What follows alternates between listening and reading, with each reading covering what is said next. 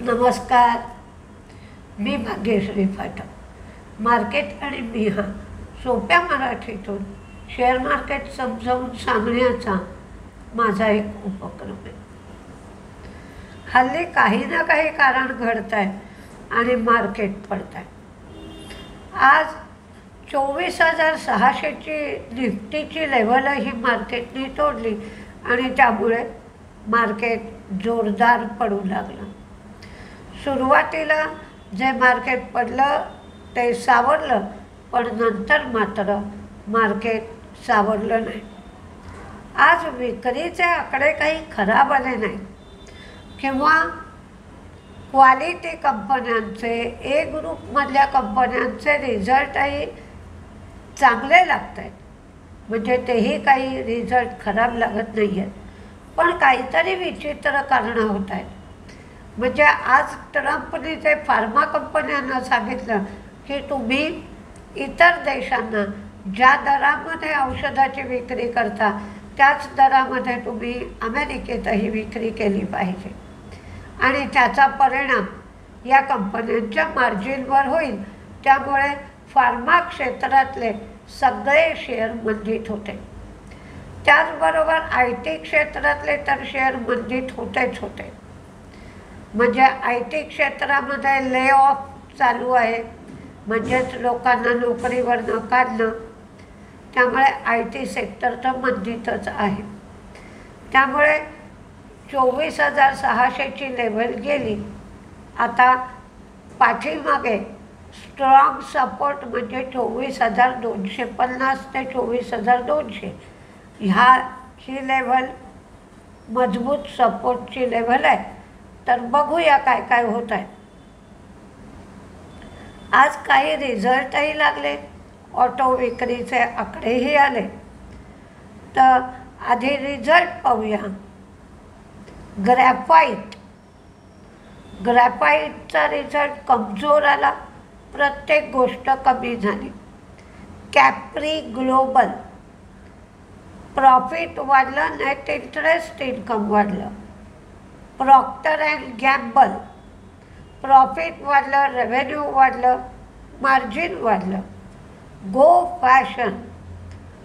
फॅशनचं profit margin कमी झालं, revenue वाढलं. धनुका ॲग्री तिन्ही गोष्टी वाढल्या, पण त्याविरुद्ध रत्नमणी मेटलच्या तिन्ही गोष्टी कमी झाल्या. गोदरेज प्रॉपर्टीचं प्रॉफिट कमी झालं, रेव्हेन्यू कमी झालं, EBITDA लॉस झाला. GSK फार्मा प्रॉफिट वाढलं, रेव्हेन्यू वाढलं. प्रॉफिट वाढलं, मार्जिन वाढलं, रेव्हेन्यू कमी झालं. किर्लोस्कर ब्रदर्स त्यांचंही प्रॉफिट वाढलं, मार्जिन वाढलं, रेव्हेन्यू कमी झालं. स्टील स्ट्रिप्स यांचं प्रॉफिट वाढलं, रेव्हेन्यू वाढलं, मार्जिन कमी झालं. आदित्य व्हिजन प्रॉफिट वाढलं, रेव्हेन्यू वाढलं, मार्जिन कमी झालं. सफारी इंडस्ट्री यांचा रिझल्ट चांगला आला, प्रॉफिट, रेव्हेन्यू, मार्जिन तिन्ही गोष्टी वाढल्या. टाटा पॉवरच्याही तिन्ही गोष्टी वाढल्या, प्रॉफिट, रेव्हेन्यू, मार्जिन. UPLचा तोटा कमी झाला. 384 कोटी तोटा होता, तो 88 कोटी शिल्लक राहिला. एवढा मोठ्या प्रमाणावर तोटा कमी झाला, मार्जिन वाढलं आणि प्रॉफिटही वाढलं. हनीवेल ऑटोमेशन यांचं प्रॉफिट कमी झालं, मार्जिन कमी झालं, रेव्हेन्यू मात्र वाढलं. आज विक्रीचे आकडे आले तर हुंडाईची घरेलू विक्री 43,973 युनिट, टोटल विक्री 60,073 युनिट आणि त्यांची निर्यात 16,107 एवढी झाली. हुंडाई मोटर्सचे सगळे विक्रीचे आकडे चांगले आले. TVS मोटर्सचीही विक्री चांगली झाली. 29% एकूण विक्री वाढली त्याची. टू व्हीलरची 29% वाढली. मोटरसायकलची 25% वाढली. निर्यात 46%. आयशर मोटर्सची सुद्धा विक्री 7.4% वाढली. लार्सन अँड टुब्रोला 2,500 ते 5,000 कोटींच्या दरम्यान ऑर्डर मिळाली. IDFC ही 60 रुपये दराने करंसी इन्व्हेस्टमेंट यांना 81.2 कोटी एवढे प्रेफरन्स शेअर्स इश्यू करणार आहे. IDFC first bank.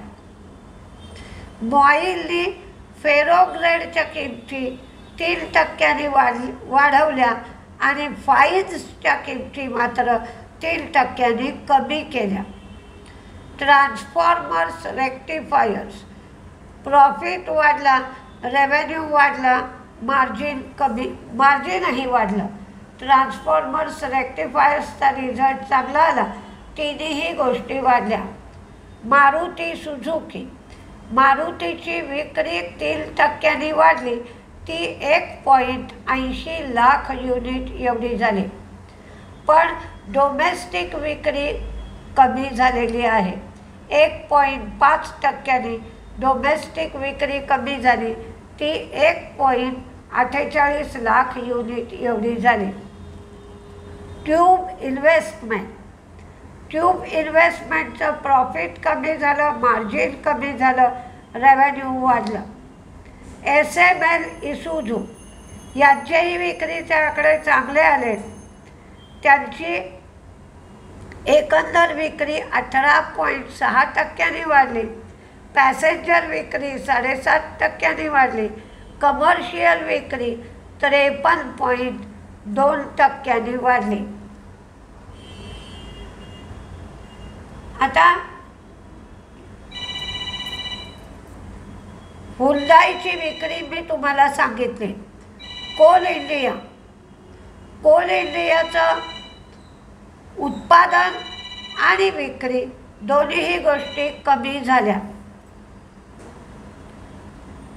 Garden rich shipbuilders यांनी रेइलटाज या जर्मन कंपनीबरोबर जॉईंट व्हेंचर केलं. TVS मोटरची विक्री सुद्धा चांगली झाली. GST कलेक्शन 7.5% वाढून 1.96 लाख कोटी एवढं GST कलेक्शन झालं.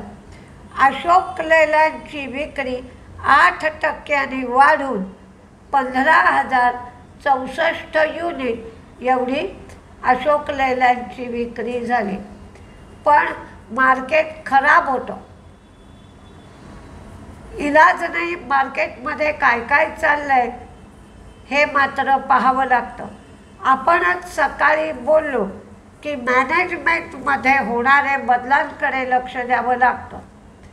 कॅन्फिना होम्समधून ते PNB हाऊसिंगमध्ये आले होते. सकाळी आपण बोललो आणि PNB हाऊसिंगमधूनही राजीनामा देणार आहे.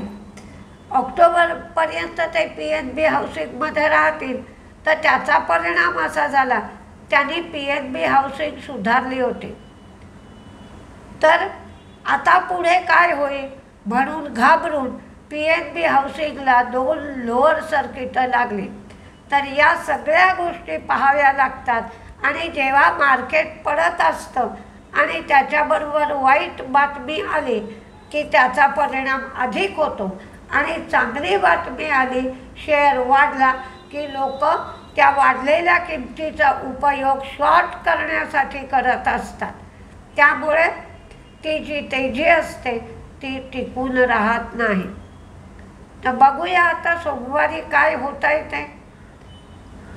म्हणजे अजूनही 7 ऑगस्टपर्यंतचा वेळ सगळी पोझिशन नीट करण्यासाठी ट्रम्पने दिलेला आहे.